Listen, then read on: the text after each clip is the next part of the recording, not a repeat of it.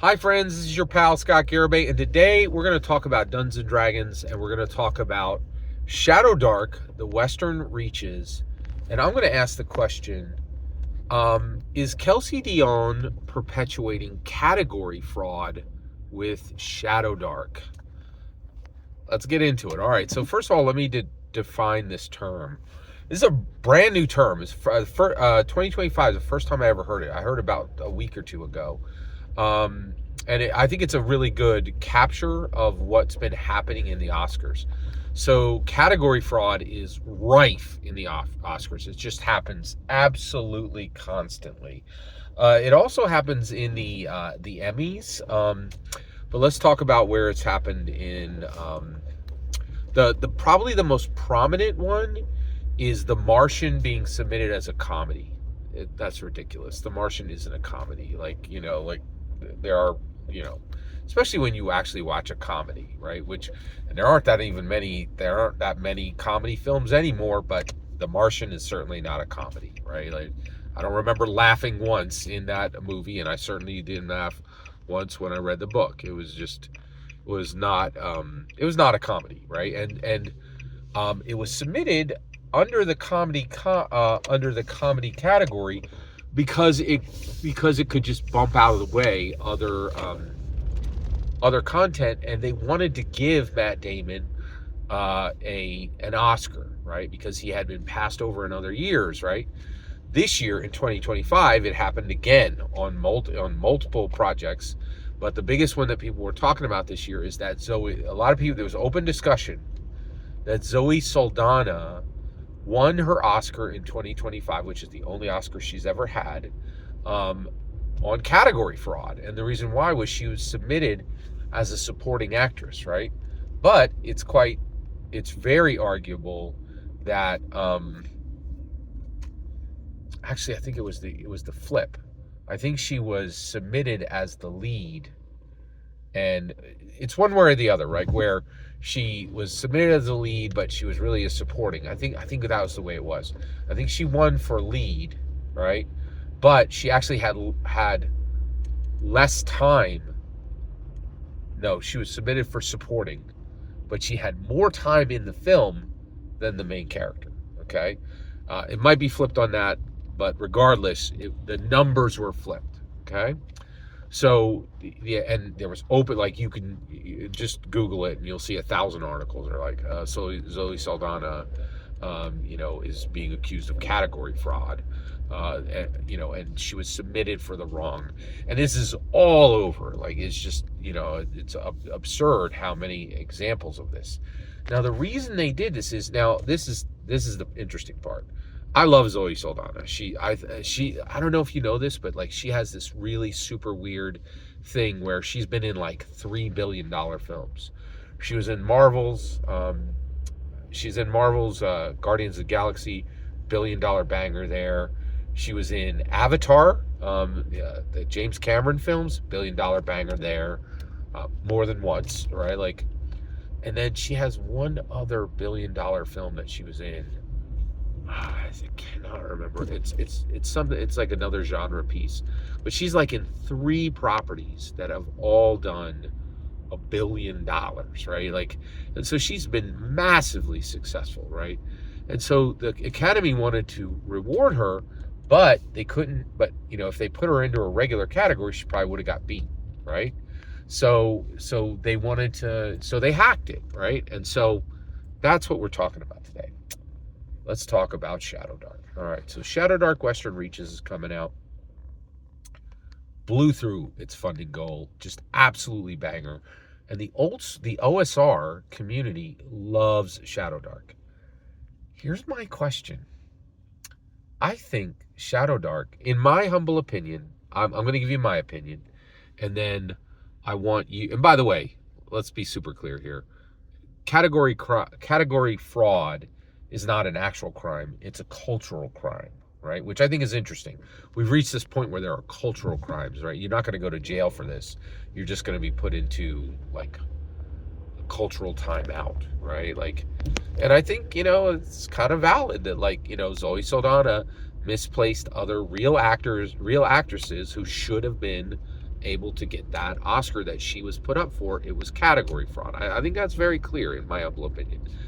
Here's my contention. I think that Shadowdark is committing category fraud. I don't think it is actually old school rules at all. At all, right? It's actually extremely modern, masquerading as an OSR property. Okay? Let's get into it. All right. So why do I think this? Well, first of all, I've played it, right? And one of the things, so I went and I played at Page, Philadelphia Area Gaming Expo, and I stood within 20 feet of, I walked over and, looked at Kelsey Dona. She was actually running a game. She was mobbed. There were people around her all the time. And what's interesting is, so I was given my sheet, a pre-gen, for Shadowdark, and the dungeon master said, so what does your character do? And I was like, she's going to go down by the river. And he's like, she? And I was like, yeah, my character, right? And he was like, that's a he. And I was like, what? Right? And first of all, and I looked at the name, and the name could have went either way, right? And then I realized Shadowdark has no gender on the sheet. None, right? Now, you want to know what's actually old school, right? Old school is actually putting gender on the sheet and then giving a negative for a female. That's how they did it in the old school, right? And the thing is, I don't play old school, right? I don't mess around with old. I'm happy to leave that crap in the back years, right? I don't need that nonsense here, right? Like, and so that's my point is, like, all these people are like, oh, old school, right? Offending people without caring about it. I'm like, why are we pursuing this, right? Like, and so that's incredibly progressive and incredibly modern, right? The other thing is, Kelsey does not print her book, right? Like, she printed like 4 copies of this thing, and then printed another 4, right? Like, and it blows off shelves, right? So the vast majority, every time I've seen, I've literally at 2 tables, right, with 6 players. One had 7 players at the table. One had 6 players at the table. The first time I went, there was literally not a single printed copy of the book on the table. 7 people, 1 DM, 6 players, not a single one. The second time, there was 8 people at the table. The DM had 1 copy, and no one else at the table had a single copy of the book, right? And I went over to Ben from Questing Beast and watched his, where can Shadowdark go from here? And I was like, you know what they could do? They could freaking print their book so people could literally buy it off the shelf and read it, right? I'm not going to read an old school rule set on PDF. That's absurd, right? Like, that is ridiculous. And so, and Ben from Questing Beast is like, oh, no, she doesn't need to print those books. He acknowledged what I had said. He's like, well, the reason you really can't find, you can go look at it on his channel. He's like, the reason you can't find her book anywhere is it's extremely difficult to get books on shelves, and they sit there for years. Yes, right? Like, that's what D&D did, right? It has printed books by the millions and put them on FLGS's shelves, and on Barnes & Noble shelves, and on every bookstore in the country shelves, and on Target shelves, right? It did the hard work. It did the uncomfortable stuff, right? But Kelsey is like, no, y'all can use PDFs. That's extremely modern. Extremely modern. That doesn't deserve the old school in any possible way. If any community in the world wants your book printed, it's old school, right? Like, that's absurd, right? So the more you look at, and the more you, and also, tell me if I'm wrong, she is outrageously progressive. Outrageously progressive. Not in a bad way. I support everything she supports, right? But it's not old school, right? This isn't old traditional values. This is a complete rewrite of new traditional values, and it marinates Shadowdark. Everything in Shadowdark is like, no gender on the sheet, right? incredibly progressive and new. I'm progressive. I voted for Andrew Yang in 2020. I voted for Obama twice, right? I'm a very progressive person, right? And I'm not saying it's progressive that she's bad. I'm saying it's category fraud, right? And also, I think it also makes sense that it's category fraud because it's freaking selling. And old school does not sell. Like, this is very un-OSR, right? Because honestly, there was a strong tradition of OSR having abominable suck sales before Kelsey Dion came. So my take is that Shadowdark is actually a modern presentation of Dungeons and Dragons with elegant, simple rules, right? But it's not old school in any possible way.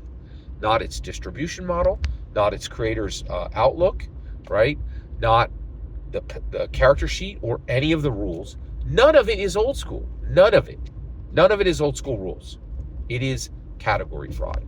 I believe that Shadowdark is an amazing, wonderful game, okay? And I think it has an amazing, wonderful creator who is committing category fraud. It's selling like hotcakes, and it's successful because it's not OSR. It's just a really good, extremely modern tabletop role-playing game. Every single word you just heard is my humble opinion. The important part is when I get to hear your humble opinion. When you get in the comments and send your traffic. Please consider liking and subscribing, and have a fetch millennium.